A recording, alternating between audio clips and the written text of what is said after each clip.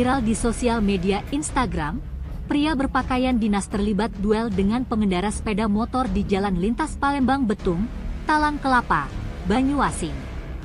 Belum diketahui pemicu kedua pria yang mengendarai sepeda motor itu terlibat baku pukul di tengah jalan. Melihat seragam dinas yang dikenakan, diduga pria yang terlibat perkelahian itu merupakan pegawai dari Pemkab Banyuasin. Namun, dalam video yang banyak beredar di sosial media Instagram, jelas keduanya saling tukar pukulan di tengah jalan yang masih tergenang air. Akibat pertikaian kedua pria tersebut, membuat pengendara lain berhenti dan menyaksikan kedua pria tersebut berkelahi.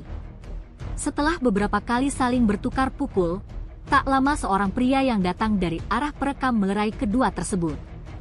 Salah satu akun Instagram yang mengunggah kedua pria tersebut adalah @galeri.sumsel. Dalam unggahnya menjelaskan akibat perkelahian itu menimbulkan kemacetan. Tim Liputan Sumsel Update TV melaporkan.